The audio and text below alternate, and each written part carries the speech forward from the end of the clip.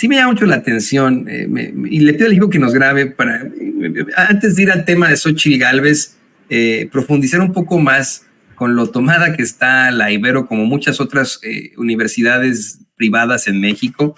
Yo soy de la idea de que la educación sí tendría que ser para todos sin ningún tipo de costo. Desde la cuna, desde que la quedamos obviamente los papás a nuestros nenes, a nuestros chiquitos, hasta la universidad.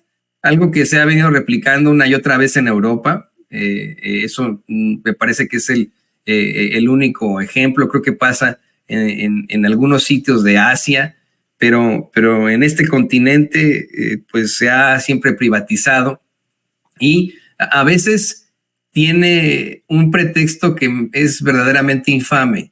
Los jesuitas, la Compañía de Jesús, sin querer criticarles abiertamente, como tú bien dices, a lo largo de la historia se han, pues vamos, han quedado claro su realidad como maestros, como protectores del saber, protectores de la academia, en nombre de Dios, ¿no? Una academia que pues, un saber que tendría que ser en todo caso, si verdaderamente están defendiendo el nombre de Dios y a Dios, para todos. Sin embargo, no es el caso, ¿no? Una de las universidades más caras de México es evidentemente la Universidad Iberoamericana. Y no solamente tienen esa universidad los jesuitas en México, tienen muchísimas universidades alrededor del mundo, como bien mencionabas tú, Ricardo, esta que tienen ahí en España. En mi cercanía, pues, está la Universidad de Loyola, ahí en Chicago, ¿no? Que es una de las más importantes universidades. Es una universidad hermosa que está pegada al lago Michigan, tiene una capilla ahí enfrente al lago Michigan. Ahí hicieron esta película de Línea Mortal. Bueno, tantas y tantas circunstancias que quedarían ahí el cuestionamiento. ¿Cómo es que a pesar de que ha habido una lucha y una intención de separar a la iglesia del Estado, de quitarle a la iglesia, en todo caso, esa la educación que es tan importante para el futuro de nuestras vidas, para nuestros hijos, siguen detentándola? En los últimos años, no los jesuitas, sino los legionarios de Cristo se hicieron de muchas escuelas privadas en México y de universidades como la Universidad de Anáhuac. Entonces, mira, ahí tienes la Anáhuac de los legionarios, la Ibero de los jesuitas, la UP del Opus Dei, y así la Universidad de La Salle, bueno, pues de los lasallistas, ¿no? Y así nos podemos ir con una serie de circunstancias que podrían, en todo caso, determinar cómo se va a enseñar, cómo va a tener esa enseñanza, esa universidad. Entra, le estoy dando tal vez muchos rodeos al asunto, pero entra en algo que el presidente López Obrador ha denunciado una y otra vez frente a la reforma judicial, y que también ha denunciado aquí el doctor Isaac de Paz, la formación de abogados que no tienen, pero de ninguna forma, una noción sobre justicia, sino sobre ley. La ley es la ley y tiene que ser así, sobre poner de principio a sus estratos sociales, ¿no? Entonces, creo que ahí también tendríamos que revisar, pues vamos, el actuar de la iglesia, de la religión, en algo que es tan importante como la formación de jóvenes rumbo al futuro, ¿no?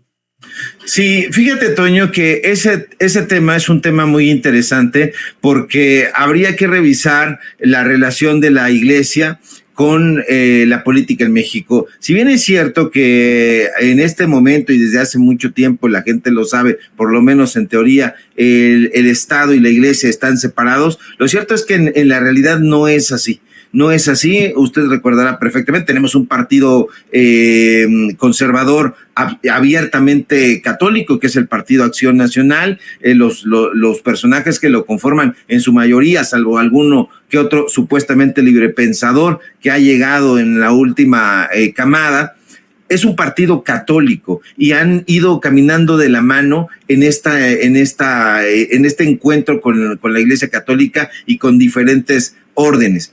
Vicente Fox, por ejemplo, un personaje súper vinculado al catolicismo, el propio Felipe Calderón. Que sean hipócritas, ese ya es otro cantar.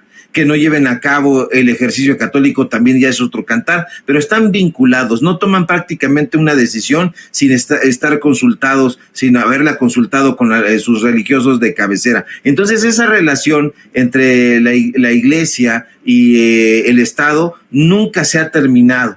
Han ido acompañados, no son pocas las historias, incluso dentro del narcotráfico, donde con ayuda de la Iglesia Católica, con ciertas órdenes en Jalisco, por ejemplo, han ido caminando con el crimen organizado y paradójicamente el crimen organizado ha estado encabezado en diferentes momentos por políticos que están vinculados al catolicismo. Entonces es una historia de abuso sexual, una historia de abuso de menores, de abuso de confianza, de narcotráfico. Hay muchos vínculos que se tienen que analizar a profundidad y se tienen que analizar, pero va a ser muy difícil que se haga. ¿Por qué? Porque nadie quiere meterse en ese tema. Es que meterse con el tema de la religión, es que meterse con el tema del catolicismo, Sin embargo, es necesario. A lo mejor el periodista que lo haga, podríamos ser nosotros,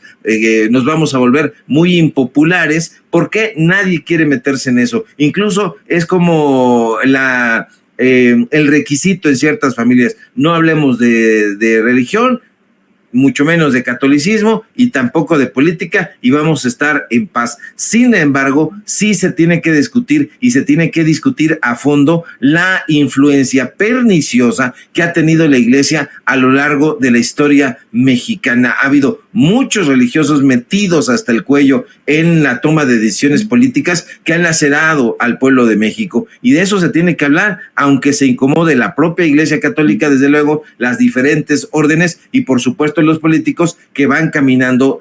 Si tú le preguntas a la gente, porque esto no es algo que nos estemos nosotros inventando, si tú le preguntas a la gente que a heavy metal y hagan una sesión espiritista, no sé, ¿no? O sea, una Xóchitl Gálvez que hasta se cortó el dedo para hacer un pacto de sangre, pues, ¿no? Y que la semana pasada comenzó su campaña en medio de la oscuridad, o sea no tiene ningún sentido, pues, no sé, ahí está la contradicción absoluta. No es que yo quiera que los padrecitos, los curitas o las monjitas salgan allá a decirnos, métale por aquel micrófono, salgan allá a decirnos que no van, que van a votar todos por Morena y así todos seamos de la izquierda ni nada. No, pero pues sí, pero ¿cómo van a pedir que voten por los demonios? Pues, ¿no? O sea, eso es lo que no entendería. Y lo peor de todo es que lo están haciendo en esas universidades que están formando a los jóvenes que, le guste o no al pendejete de Macario Schettino, sí son el futuro. O sea, son tan el futuro esos jóvenes. Yo no lo pude comentar contigo en vivo ayer porque no me tocó, querido Ricardo, pero son tan el futuro que muy pronto él dejará de ser notable, dejará de ser relevante, nunca lo ha sido, ¿no? Pero desafortunadamente en los medios sí lo es, dejará de ser relevante y alguien más joven que él tomará su lugar. Por eso es que, o sea, le guste o no al cabrón, y sí es el futuro. Y desafortunadamente esos jóvenes le están inculcando que primero está su estrato social, que primero está la ley antes de la justicia, que hay que ser siempre conservadores cuando tenemos que ya voltear hacia un mundo de progreso. Pero bueno,